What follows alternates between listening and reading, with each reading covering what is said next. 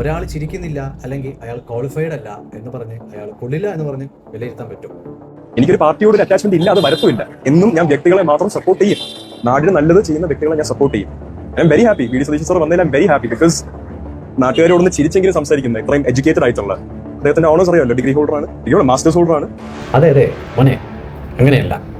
അതായത് രണ്ടുപേരും ഉത്തരവാദിത്തപ്പെട്ട ഒരു സ്ഥാനത്തിരുന്ന് അല്ലെങ്കിൽ ഇപ്പോൾ ഇരിക്കുന്ന രണ്ട് വ്യക്തികളാണ്.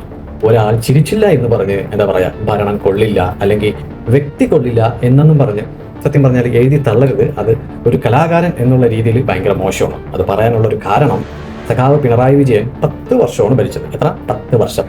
ഈ 10 വർഷം ഭരിച്ചത് എങ്ങനെയാണ്? ജനങ്ങളെല്ലാം ജനങ്ങളിൽ ഒരുമിച്ച് കൂടി ഭൂരിപക്ഷത്തോടെ തിരഞ്ഞെടുത്തതാണ്, അല്ലെ? അങ്ങനെ വന്ന ഒരാളാണ് സഖാവ് പിണറായി വിജയൻ. അല്ലാതെ ഈ പറഞ്ഞ സ്ക്രാച്ച് ആൻഡ് വിന്നിലൂടെയോ അല്ലെങ്കിൽ ടോസ് ഇട്ട് നോക്കിയോ അല്ലല്ലോ വന്നത്. പിന്നെ ഇപ്പോൾ നിലനിൽക്കുന്ന ആള് പുള്ളി തുടങ്ങിയിട്ടല്ലേ ഉള്ളൂ. അതായത് ഇനിയിപ്പോൾ എത്ര നാൾ പോകും, എത്ര നാൾ പോകില്ല എന്നുള്ള കാര്യമൊക്കെ ജനങ്ങൾ അയാളോടുള്ള ഒരു വിശ്വാസം പോലെ ഇരിക്കും. അത് വരും കാലങ്ങളിൽ കൊള്ളാമോ ഇല്ലയോ എന്നുള്ള കാര്യമൊക്കെ നമുക്ക് അത് വഴിയെ മനസ്സിലാക്കാൻ പറ്റും. താങ്കളുടെ അച്ഛൻ, അതായത് നമ്മുടെ കേന്ദ്ര പെട്രോളിയം ഗ്യാസ് മന്ത്രി, അതായത് ബഹുമാനപ്പെട്ട സുരേഷ് ഗോപിയുടെ പാർട്ടിയുടെ ആശയങ്ങളെ, അതായത് കറക്റ്റായിട്ട് പറയുകയാണെങ്കിൽ ഈ ജനങ്ങളെ തമ്മിൽ ഭിന്നിപ്പിക്കുന്ന ഒരു രീതി ഉണ്ടല്ലോ, അതിനെ ഒരു മടിയും കൂടാതെ എതിർക്കുന്ന ഒരു വ്യക്തിയാണ് നമ്മുടെ സഖാവ് പിണറായി വിജയൻ. അതുകൊണ്ട് താങ്കൾക്ക് എന്താ പറയുക, വ്യക്തിപരമായിട്ടുള്ള കുറച്ച് ഇഷ്ടക്കേടുകൾ ഉണ്ടാവും. പിന്നെ താങ്കളൊന്ന് മനസ്സിലാക്കേണ്ടത്, ഇനിയിപ്പോൾ കലയായിരുന്നാലും ഇനിയിപ്പോൾ രാഷ്ട്രീയമായിരുന്നാലും അത് ജനങ്ങൾ ഏറ്റെടുക്കണം.